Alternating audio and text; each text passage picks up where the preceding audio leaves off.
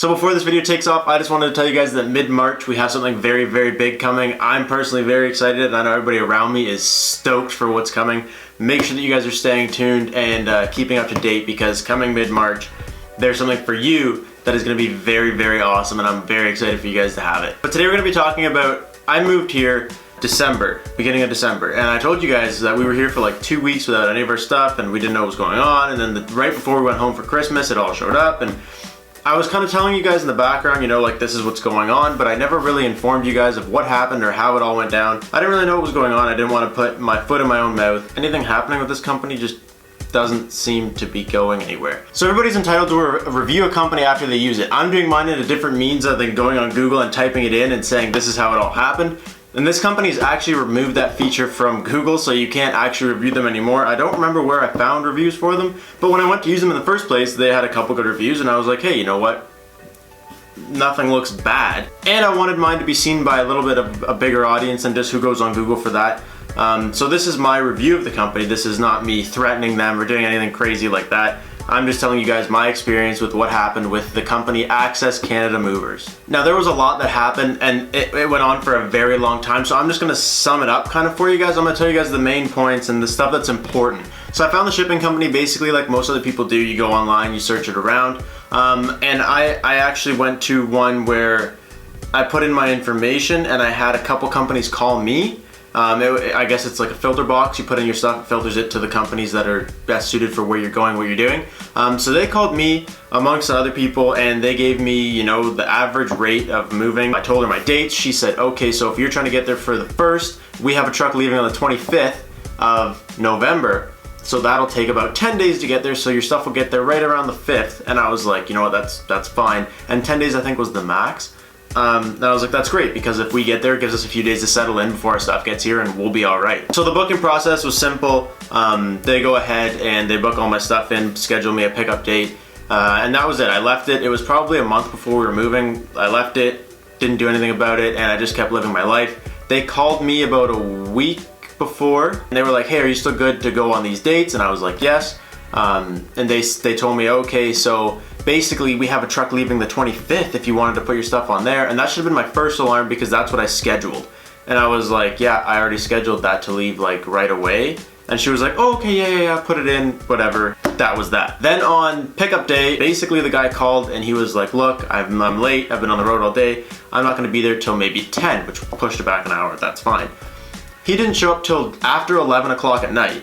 So thankfully, I had already stopped working at this point. I had nothing scheduled for the morning, but if I was any average person, that would not have flown well with me. So they show up at 11 o'clock at night in a big van that the guy can't back up my driveway. They came inside, they started packing my stuff. He was friendly enough, couldn't spell a word of English on the papers, so who knows. And that's not trying to be, I'm not trying to make fun of anybody. I'm just saying, like, if your job is to write things on a list, you should be able to spell items. Anyways, so they pack it up, all goes good. Then he ran out of moving blankets near the end, and I was just, it was 1 o'clock in the morning, and I was just so done with them being there, and I wanted to go to bed. We'll put the least important things not in moving blankets, just take it, get it out. He's supposed to come with a full truckload, and he straight out told me he didn't come with enough moving blankets. And one of the things when you're moving is they put like your mattress and your couch and stuff in like a big plastic bag. That way if someone else on the truck, say, had bed bugs or something, it doesn't get on your bed.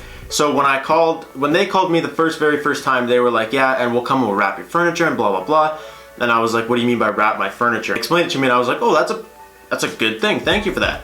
And this guy shows up and he's like, yeah, it's like $30 a bag or something. And I was like, that's retarded. The girl told me it was free. And I had no choice but to pay it because my stuff was going in bags anyways. So I was like, okay, whatever, we'll add a little bit more. So that's on the 23rd. They picked this all up. They left about 1 in the morning, which wasn't really cool, but it was like, I'll let it slide, doesn't really matter as long as my stuff gets out of here so I can move to BC. And that was pretty much it. I called the next day because I realized I never gave him the address of where we wanted the stuff to go. And that was it. I didn't want to worry about it. We had to worry about our own stuff, packing the cars, getting across the country, and we made it, and it was all fine. And then so we get here, and I realized that I had the address wrong just by like 1 digit. And so I called and I'm like, hey, just to give you guys an updated address, can you just tell me where my stuff is and change the address? And she was like, yeah, sure. Can I check on it and call you back? And I was like, yeah, absolutely, that's fine. Then she never called me back. The next day, I called. I gave you my address yesterday, changed it. You said you would call me back with an ETA on my stuff. I'm just wondering where my stuff is. She said, yeah, I gotta call the driver. I'll call you back. Okay. Another day went by,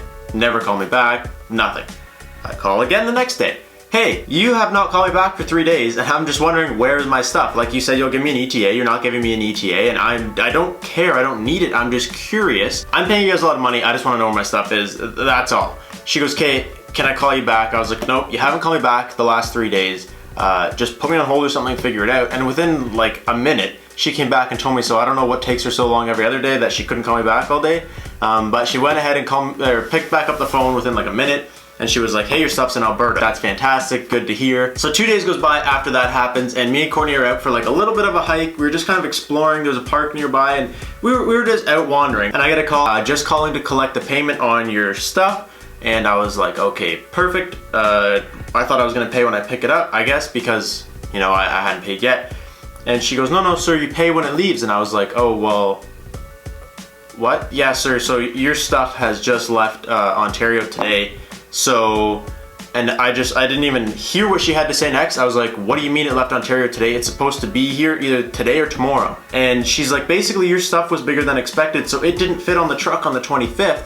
So it stayed in the warehouse for 10 days, and then we sent it on the next truck that left today. Okay, that makes perfect sense.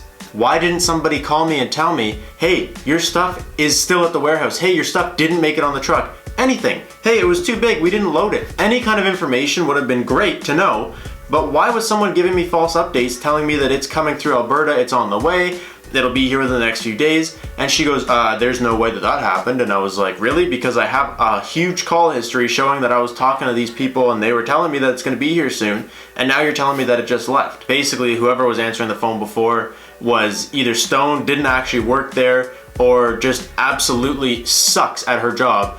Because the next question she asked me was, and what's the address, sir? Twice I gave her the address.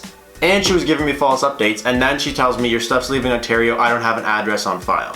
So I'm like, you guys are actually shit. I'm not paying you guys till you figure it out and you tell me what exactly is going on. She goes, okay, give me 10 minutes, I'll call you right back. After that point, I gave them a little bit of attitude, I guess, and then no one talked to me nicely since then. Like, it was like, my phone number showed up, and whoever answered was raging. Next day comes, I call. I spent 3 days to sum it up. 3 days, and I have to call, I'm not kidding, I'll show you my call logs. Just for an example. So, this day, I'm trying to get a hold of them. 2:38, I called 3 times. 2:41, I called twice. 44, I called 3 times. And I didn't get anywhere, obviously, because the very first thing next morning at 8 in the morning here, I called them 5 times, then I called them 4 times, and then the next day I called them once, and then the next day I called them 1, 2, 3, 4, 5, 6, 7, 8, 9, 10 times. It got to the point where they would see my number come up and they just ignore it, so I had to switch my number to private, and the second I called to the private number, boom, they answer the phone. So I spent 3 days going back and forth, trying to figure it out, trying to call them, and every time I call, I'd get some runaround story, and the pattern of nobody on the other end of this phone is doing anything whatsoever regarding their job. After 3 days of trying to get compensation, she finally comes back and says, okay, we can give you 5% off. And I was like, that's ridiculous. I've never heard such a horrible offer. I spent over $1,000 and you're offering me nothing off the price for the fact that my stuff is now 10 days late and it's scheduled to get here the day I'm leaving to go back home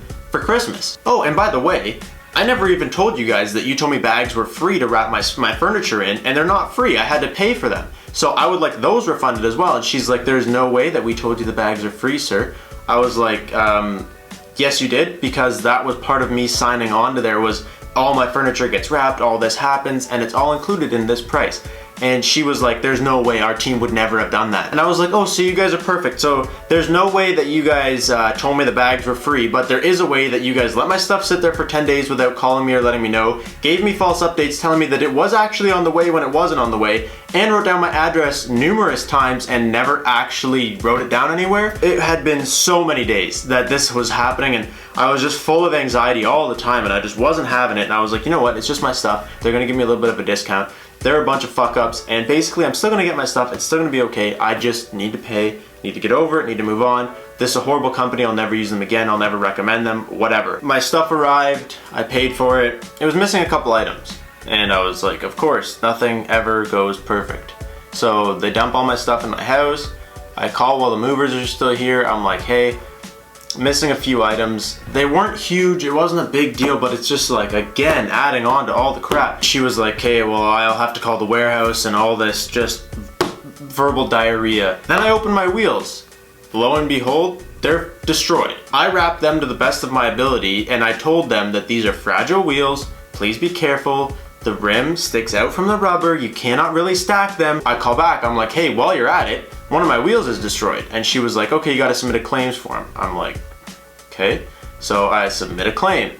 Then I never hear back from them, just cause it never ends. I just need my things. Just get me them, get me money for the wheel, do it all. She's like, sir, the claim form takes 6 to 8 or something weeks before they even look at it. So I completely wrote that off. I'm not expecting to get $1 out of them because it was hard enough to get a penny out of them when they screwed up my entire friggin' thing in the first place, so that's not my issue anymore. My issue is one of the items turned up in the guy's truck. Basically, when they were loading it, they just yeet right over the top and it went way over neat. Like, they put like dividers between people's stuff and it was in the front of the truck. It showed up. 2 items now are missing.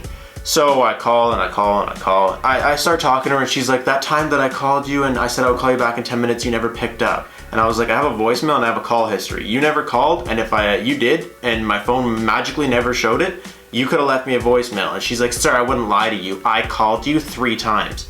Never called me, you didn't call me. Spent one more last ditch effort afternoon fighting with them, trying to figure out, you know, where's my stuff, and they basically told me they can't help me. I can't go to the warehouse and look for it myself. They can't go to the warehouse. They don't know where it is and all this stuff. And so I was like, I need you to call me and just tell me where it is. Do you promise you'll call me? Because no one has ever called me back. And she goes, I promise. And I was like, yeah, I don't believe you. She's like, no, I promise I'll call you. That was over a month ago. I've called numerous times since then trying to talk to that lady who is the manager.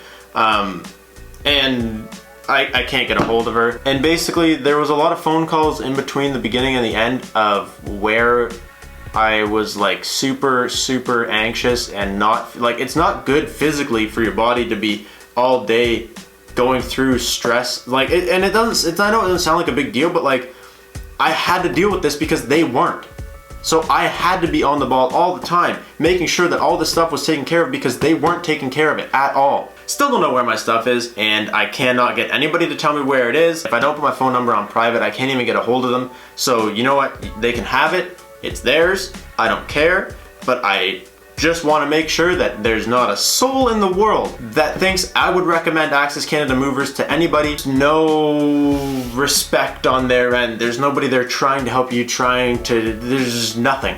Nothing. When you call, you just get a simple, you're wrong, sir. But in reality, that's not how you should run a company, and I don't even know if anybody runs this company. So it's been over a month since she promised she'd call me back, and I haven't been able to get a hold of her. And claims form, I'm sure, is never gonna be seen by anybody ever. So, like, they've put us through a lot of crap, and we packed minimally to get here. So we only had a few things because we're expecting our stuff, which is like no big deal. I know there's people have it worse, but that's not everybody's situation. And had this been any other way, had I been coming home sooner, had I anything, I don't know how any of it would have panned out. This has been my experience using Access Canada Movers as a company or whatever they think they are. Overall consensus as a review on this company, it's not a threat or anything towards this company. It's just me telling everybody my experience. If I had 3 hours, I could have told you a million more things that went wrong. Thank you guys so much for watching. I hope that this saved at least one other person from dealing with all the stuff I had to deal with. So if this helps one,